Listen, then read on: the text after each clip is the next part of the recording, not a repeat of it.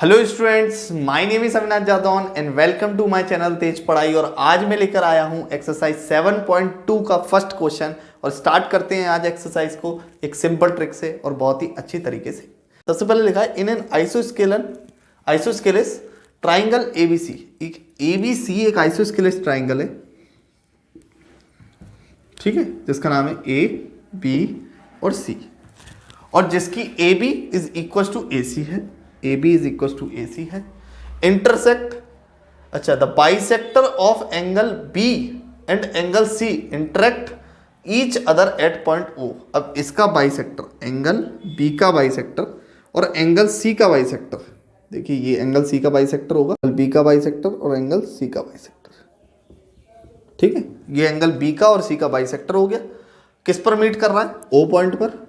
तो हमको प्रूफ करना है जॉइन ए ओ। अच्छा, जॉइन ए ओ कर दीजिए, ये लीजिए, हमने जॉइन भी कर दिया ए ओ को। अब शो दैट करना है कि O B is equal to O C, ये आपस में इक्वल प्रूफ करना है। दूसरा प्रूफ करना है कि A O bisect angle A. Angle A को जो ए ओ है वो आपस में इक्वली बाइसेक्ट कर रहा है। सिंपल सी बात है। हमको मालूम है एक प्रॉपर्टीज, ठीक है। गिवन क्या है हमको सबसे पहले वो लिखना है। तो गिवन क्या है? एक ट्राइंगल दे रखा है ए बी सी, ठीक है, जिसमें A B is equal to A C आपको गिवन है, ठीक है। उसके बाद angle B and angle C, ठीक है, बाइसेक्टर हैं और मीट कर रहे हैं एट पॉइंट ओ पर, ठीक है। तो यहां पर हमको मीट लिखा हुआ है, ये मीट है, ये MEET मीट, ठीक है। तो यहां पर हमको मालूम है कि प्रॉपर्टीज, एक हमने थ्योरम पढ़ी थी कि the angle opposite to the equal sides are equal, ठीक है।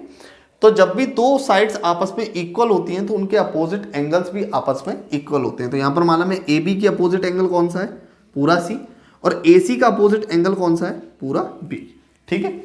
तो यहीं पर प्रूफ के लिए हम यही थ्योरम लिखेंगे, प्रूफ। देखिए, टू प्रूफ हमें लिखना होता है, लेकिन टू प्रूफ मैंने यहीं पर लिखा हुआ है, तो यहीं से आप कॉपी कर देंगे टू प्रूफ को, उसके बाद लिखेंगे प्रूफ को, ठीक है। तो प्रूफ लिखने के लिए मैंने बोला थ्योरम लिखेंगे, स्टेटमेंट पूरी थ्योरम की अच्छे से याद कर लीजिए। अभी तक अगर स्टेटमेंट याद नहीं करिए तो स्टेटमेंट याद करिए। The angle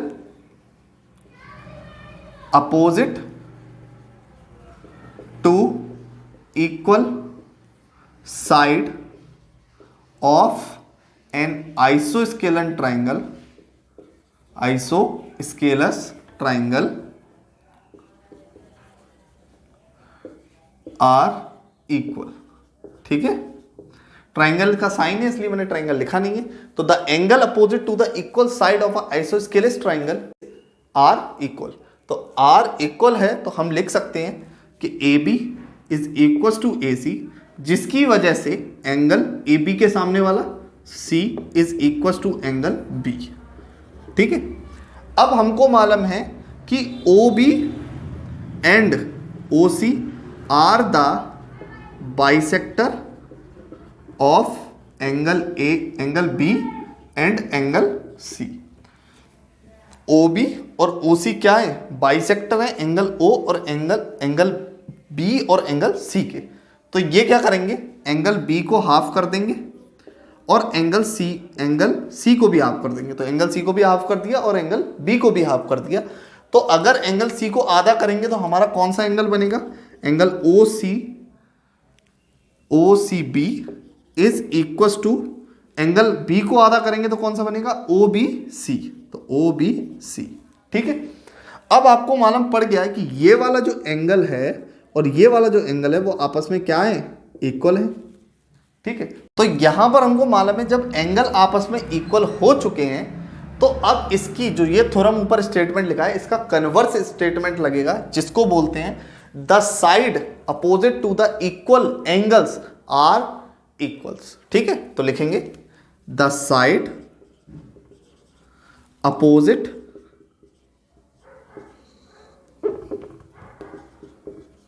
two equal angle of a triangle are equal, ठीक है।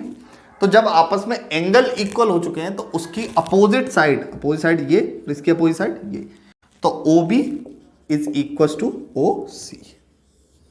ठीक, तो ओ बी और ओ सी आपस में क्या हो जाएंगी, इक्वल हो जाएंगी। और उसके बाद हमको जो प्रूफ करना है वो करना है एंगल ए ओ और बाइसेक्टर ऑफ एंगल ए।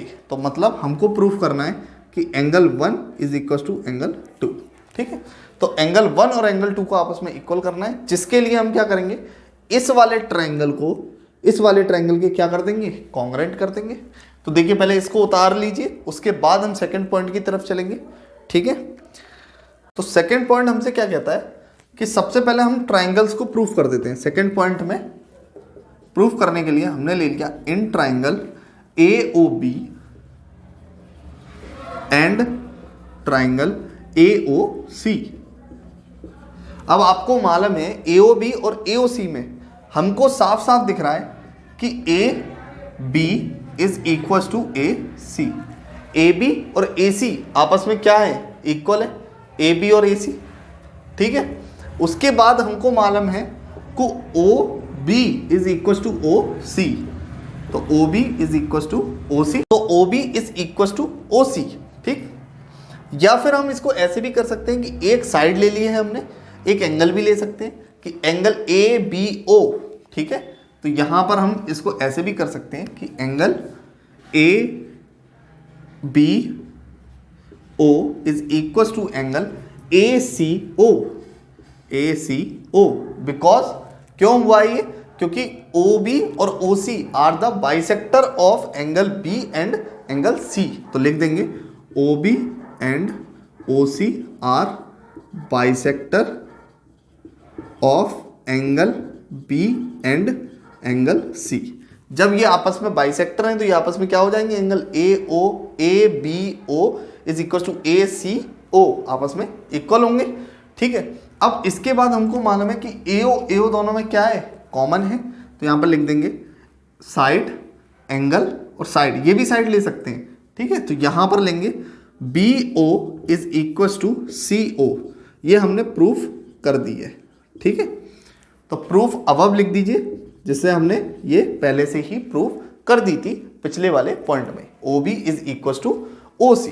ठीक, अब आपको मालूम है एस ए एस कॉन्ग्रेंसी से, तो by S A S congruence rule से हम कह सकते हैं कि triangle A O B is congruent to triangle A O C. और जब ए ओ बी और ए ओ सी आपस में कॉन्ग्रेंट हो चुके हैं तो हम बोल सकते हैं कि angle 1 is equal to angle 2 by C P C T. और जब आपस में एंगल 1 और 2 आपस में इक्वल हो चुके हैं तो हम कह सकते हैं कि ए ओ बाइसेक्ट एंगल ए। तो यहीं पर हमारा ये क्वेश्चन खत्म होता है। वीडियो अच्छी लगी हो तो वीडियो को लाइक करें, चैनल को सब्सक्राइब करें। मिलते हैं नेक्स्ट वीडियो में।